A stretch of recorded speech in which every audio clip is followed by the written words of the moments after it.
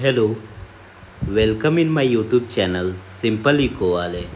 और आज हम जानेंगे what is aggregate demand and components of aggregate demand. तो पहले हम लोग जानते हैं एग्रीगेट डिमांड होता क्या है। एग्रीगेट डिमांड का सिंपल मीनिंग होता है total total demand of finish good total demand of finished goods at a specific price level at particular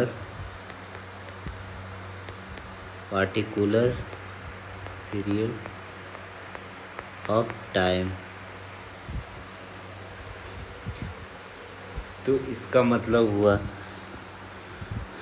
total demand हमारा फिनिश गुड्स का एक स्पेसिफिक प्राइस एंड एक पार्टिकुलर पीरियड ऑफ टाइम में कितना demand हो रहा है हमारे मतलब कि फिनिश गुड्स का।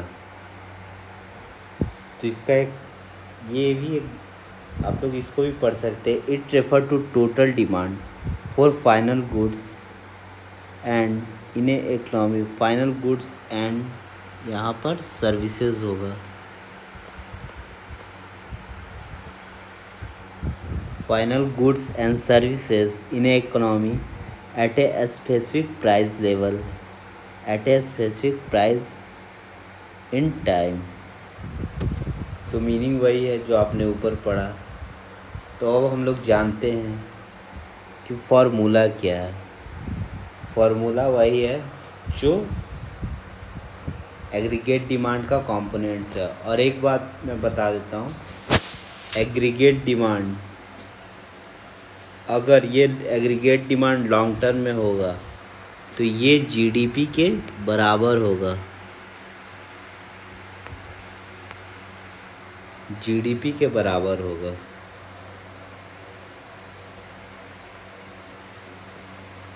In the case of long term in the case of long term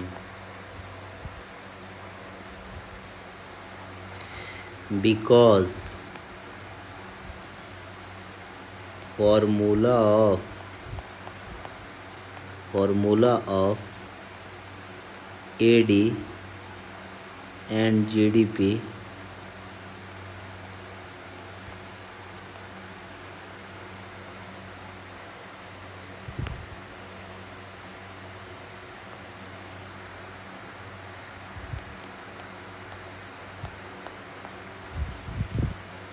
of AD and GDP both same मतलब दोनों का फॉर्मूला सेम है। तो इसका फॉर्मूला क्या है, C+I+G plus X minus M। तो C मतलब क्या होता है, कंजम्पशन, I मतलब इन्वेस्टमेंट, G मतलब गवर्नमेंट एक्सपेंडिचर, X मतलब एक्सपोर्ट और M मतलब इंपोर्ट।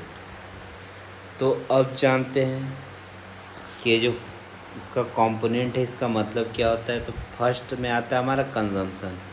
कंजम्पशन मीन्स जो एक नॉर्मल कंज्यूमर है जो अपने डेली यूजेस या फिर अपने पर्सनल यूजेस के लिए वो कोई भी प्रोडक्ट को यूज़ कर रहा है तो उसको कहते हैं consumption. Consumer spending on goods and services. मान लीजिए एक आदमी है वो मूवी देखने जाता है तो वो सर्विसेज वहाँ से लेता है। मूवी देखना एक सर्विस हुआ क्योंकि उसमें हम लोग को गुड्स नहीं मिल रहा, वहाँ हम लोग को मूवी दिखाया जा रहा है। अगर मूवी देखते वक्त हम लोग पॉपकॉर्न खाते हैं तो वो एक गुड्स हुआ। या फिर अगर हम शोरूम से गाड़ी परचेज़ करते हैं तो वो एक गुड हुआ। और अगर हम कोई ओला या उबर से कोई भी कंपनी से हम रेंटल कार लेते हैं और कहीं जाते हैं तो वो क्या हमारा हो जाता है, वो हमारा सर्विस होता है। तो अगर हम ये सब गुड्स और सर्विसेज को कंज्यूम करेंगे तो हमारा कंजम्पशन आएगा और ये हमारा एग्रीगेट डिमांड में ऐड होगा।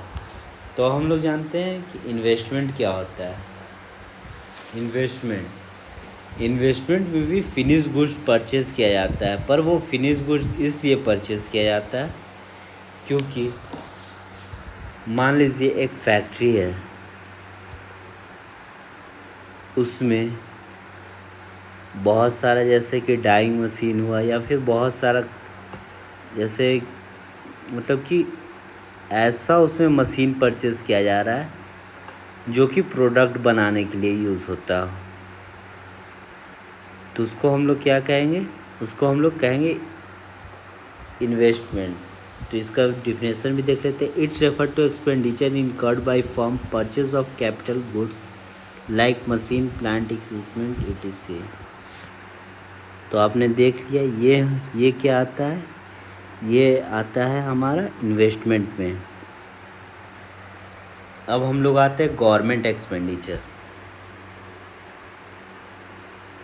तो पहले हम लोग थ्योरी देख लेते हैं। It refer to expenditure incurred by government on the purchase of consumer goods and capital goods to satisfy wants of society.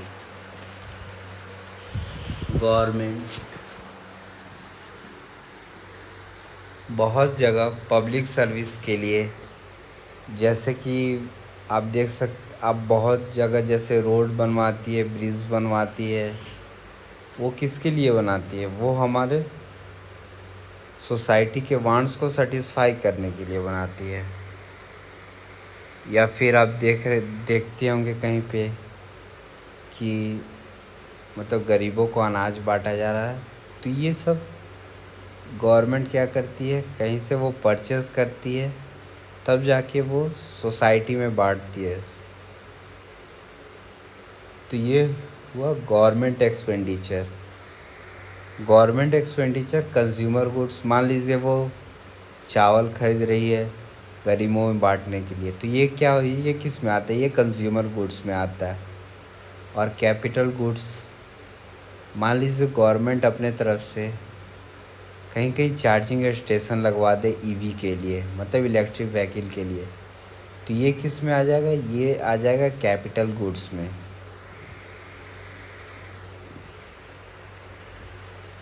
अब हम लोग जानते हैं नेट एक्सपोर्ट क्या होता है। तो जैसे कि हम लोग 3 टॉपिक में देखें।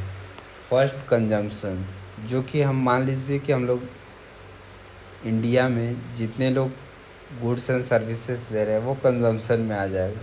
इन्वेस्टमेंट, इंडिया में जितनी भी इन्वेस्टमेंट हो रही है, जितनी भी कैपिटल गुड्स खरीदी जा रही वो इन्वेस्टमेंट पे आ जाएगा। और गवर्नमेंट एक्सपेंडिचर जो भी मतलब कि सोसाइटी के लिए खरीदा जा रहा है, मतलब जो सरकार मतलब कि पब्लिक के लिए जो भी कुछ कर रही है वो किस में आएगा, वो आएगा गवर्नमेंट एक्सपेंडिचर में। तो हमारा गुड्स विदेश भी तो जाता है, तो उसको हम लोग कैसे कैलकुलेट करेंगे, तो वो हम लोग कैलकुलेट करेंगे नेट एक्सपोर्ट में। नेट एक्सपोर्ट में हम लोग क्या करते हैं, it reflect the demand for a domestic product by the rest of the world. अगर हम लोग एक्सपोर्ट में इंपोर्ट को माइनस कर दें तो हमारा पता चल जाएगा कि हमारा product rest of the world, हमारा कंट्री को छोड़कर रेस्ट ऑफ द वर्ल्ड में कितना यूज़ हो रहा है, तो वो हमारा पता चल जाएगा नेट एक्सपोर्ट में। तो हम लोग जान गए एग्रीगेट डिमांड क्या होता है। और एग्रीगेट डिमांड अगर लॉन्ग टर्म में है तो वो जीडीपी के बराबर होता है।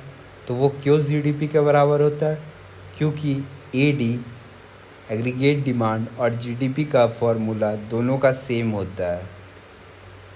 तो आई होप कि आप लोग को aggregate demand and components of aggregate demand समझ में आ गया होगा। Thanks for watching my video.